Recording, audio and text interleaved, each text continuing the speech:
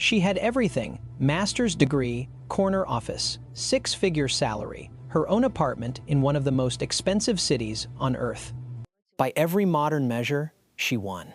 But on the night of her 37th birthday, she sat alone in that apartment, ordered takeout for one, and typed something into a matchmaking app that stopped me cold when I read it. I'll take anyone with good character. No requirements. Just please, someone show up. Nobody did. And here's the part that should disturb you. She is not alone. There are over 1 million women in a single Chinese city sending that same silent message into the void. And the men? They did the math. And they left. My name is Daniel, and today we need to talk about something that is being dramatically misreported or simply ignored by almost every major outlet covering China right now. Because on the surface, this looks like a human interest story about lonely women in a big city. It is not. What's actually happening in Shenzhen and spreading to Shanghai, Beijing, Chengdu, and beyond is one of the most brutal, real-time social experiments in modern history. And the results are in. The experiment failed. Whether you are single, married, male, female, Chinese, or watching this from the other side of the planet, what is unfolding in China's major cities right now is coming to a city near you. The pattern is identical, only the timeline differs. Hit that subscribe button if you want more of this and drop in the comments right now. Do you think this is a women's problem, a men's problem, or a society problem? I'll be reading every response. Let's get into it. Shenzhen. 40 years ago, fishing village. Today, one of the wealthiest, most technologically advanced cities on the planet. 18 million residents, gleaming skyline. The kind of city that swallows ambitious young people whole and spits out either millionaires or cautionary tales. And right now, Shenzhen holds a title nobody competed for.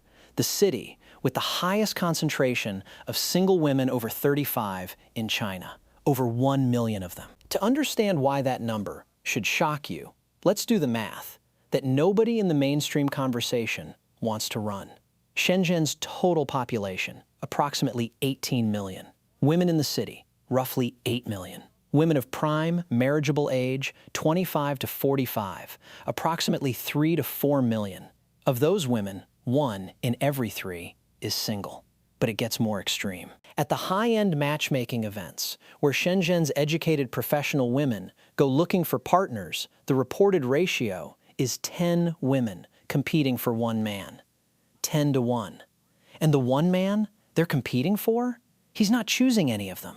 He's looking at the 24-year-old who just arrived from a smaller province, fresh-faced, unburdened by a decade of boardroom politics, willing to build something rather than demand it pre-built. This is Shenzhen's open secret. And understanding why it happened requires us to go back, before the crisis, to the decisions that felt like wins at the time. Picture a woman. Let's call her the prototype because she represents hundreds of thousands of real people.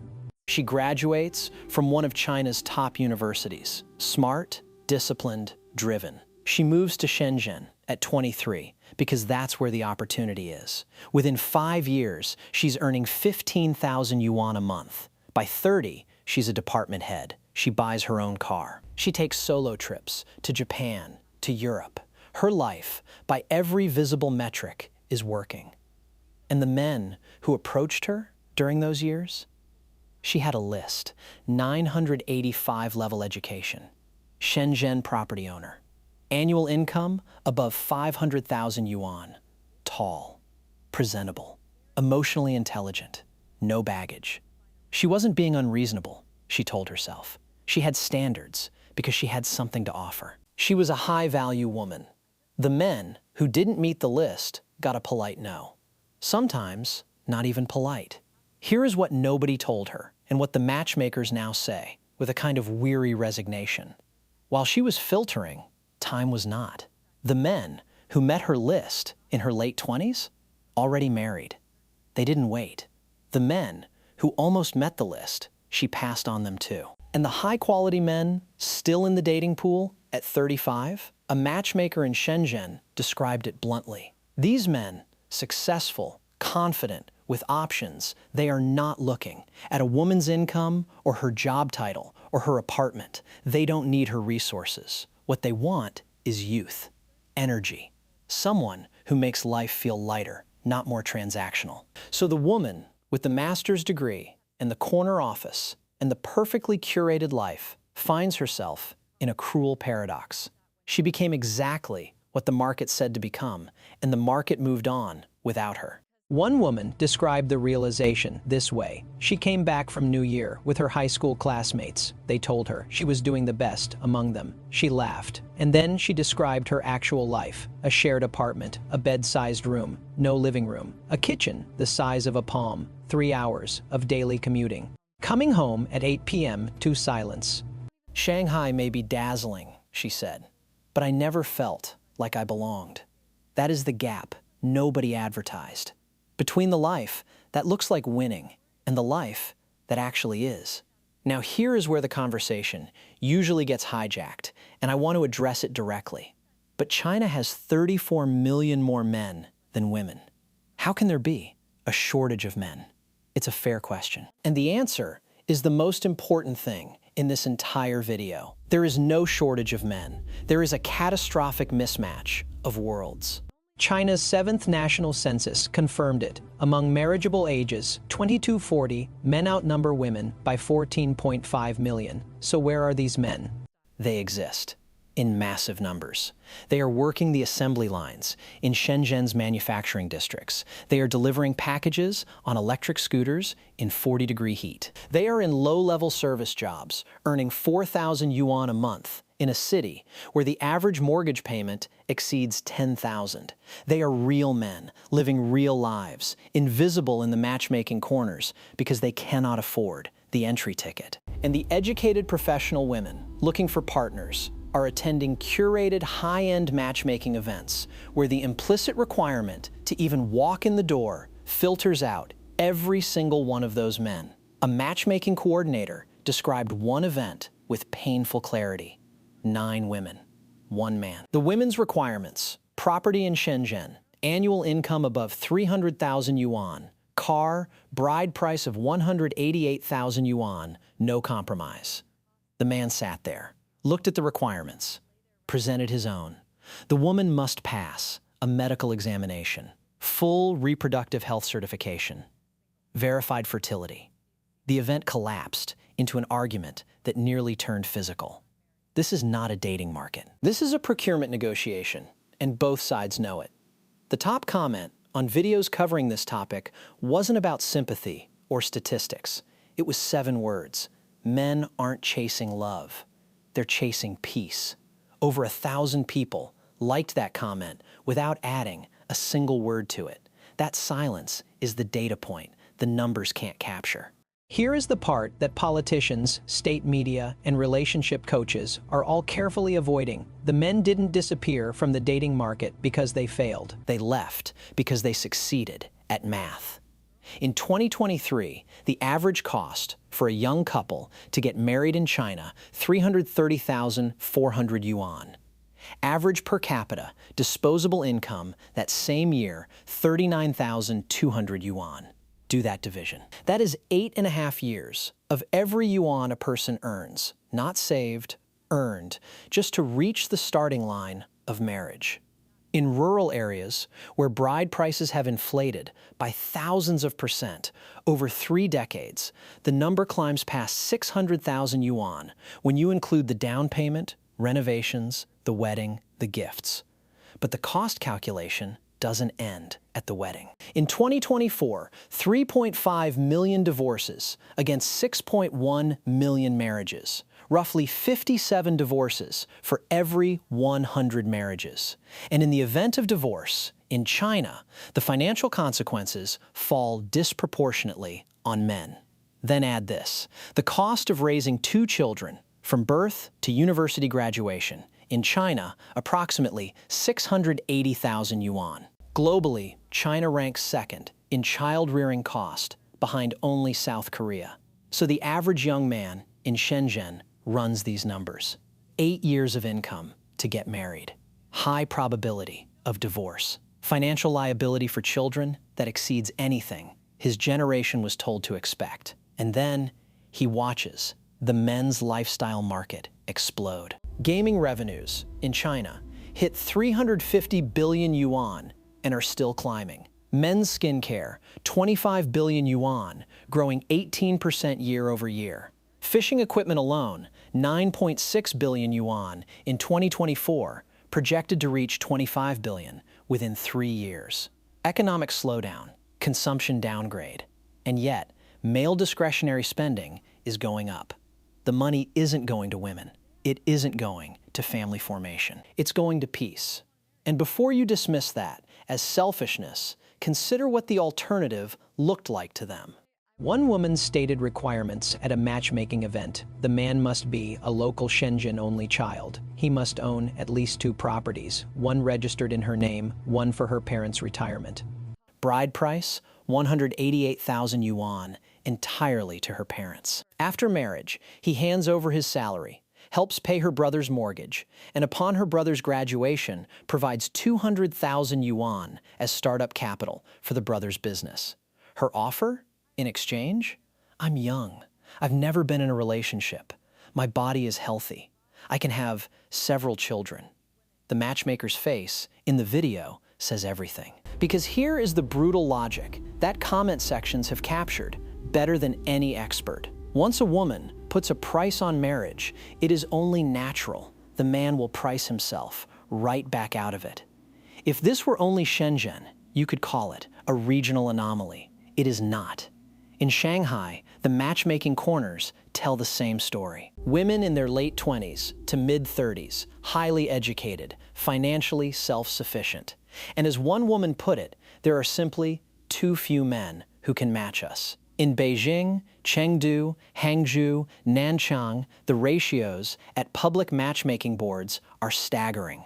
Chengdu, 1 man for every 43 women registered. Hangzhou, 1 to 40. Nanchang, 1 to 36. Chengdu's People's Park posted a notice that became both a punchline and a tragedy simultaneously. Registration for women is temporarily suspended. Capacity reached. Read that again. A matchmaking event had to close women's registration because there were too many. And in that same park, on that same day, there were men. Millions of them. In the city, in the province, in the country. Living in a completely different economic and social universe. Now here is the line that the most insightful comment captured perfectly. The villages are full of men who can't find women. The cities are full of women who can't find men. That single sentence contains the entire structural failure of China's marriage market. The geographic, economic, and aspirational gap that no government policy, no matchmaking app, and no number of outdoor bulletin boards will close. Because it was never a numbers problem. It was always an expectations problem, wearing a numbers problem's clothing. And this is the part of the video where I'm going to say something that will make some of you uncomfortable, because the truth of this crisis cuts in every direction. The women in this story are not villains. They were handed a script by their society, their parents, their education system, and the consumer culture that told them, achieve more, demand more, you deserve better, and they followed it faithfully. The tragedy is not that they had high standards. The tragedy is that nobody told them the market had an expiration date on those standards. At 25, a woman with those credentials is playing the game her society designed. At 35, the same requirements have become a wall she built around herself, and the door is on the outside. Meanwhile, the men who withdrew from the market are not heroes either. A society where men optimize for personal peace and women optimize for status acquisition produces exactly one outcome. No society. The birth rate confirms it. The marriage rate confirms it. The matchmaking corner ratios confirm it. China is not watching a gender war. China is watching 2 groups of rational individuals making individually logical decisions that are collectively catastrophic. And the Chinese government, deeply aware that this demographic trajectory leads to an aging population crisis, is watching these matchmaking corners with more anxiety than any of the participants. Because the 1 million single women in Shenzhen aren't just a social story. They are a fiscal warning. A population that doesn't form families, doesn't produce children. Children who aren't born don't become workers. Workers who don't exist don't pay taxes. Taxes that aren't collected don't fund the social systems an aging population requires. The math is not complicated. The solution, apparently, is. So let's come back to where we started. A woman alone on her birthday, an apartment she worked a decade to afford, a matchmaking app, a message that said, no requirements. Just please, someone show up. She didn't arrive at that moment because she was weak or foolish or broken. She arrived there because she was handed a map that led somewhere real, career, independence, financial security. But the map had a page missing. The page that said, the market you are entering has physics, and physics does not negotiate. The men who could have been her partners did the math and chose differently. The men who wanted to be her partners didn't meet the list she carried for the decade she had the luxury of carrying it. And the city around her, 18 million people, 1 million women in her exact situation, 10 competing for everyone, kept spinning. Shenzhen is not a city of leftover women. Shenzhen is a mirror, and what it is showing is not a Chinese problem. It is a modern problem, a consumerist problem. A problem that begins the moment a society decides human relationships should follow the same logic as market transactions with price tags, specifications, and upgrade cycles. The 1 million women in Shenzhen didn't fail the marriage market. The marriage market failed to tell them it had already moved on. That is not a reason to mock them. That is a reason to pay attention wherever you live before the mirror turns in your direction. Now I want to hear from you. Is this a problem created by women's expectations, men's withdrawal, or something bigger that neither side controls? Drop your answer in the comments, because the most honest conversations about this happen right here. If this video made you think, hit that like button, subscribe so you don't miss what's coming next, and share this with someone who needs to hear it, because this conversation is only going to get more important. Daniel, signing off. I'll see you in the next one.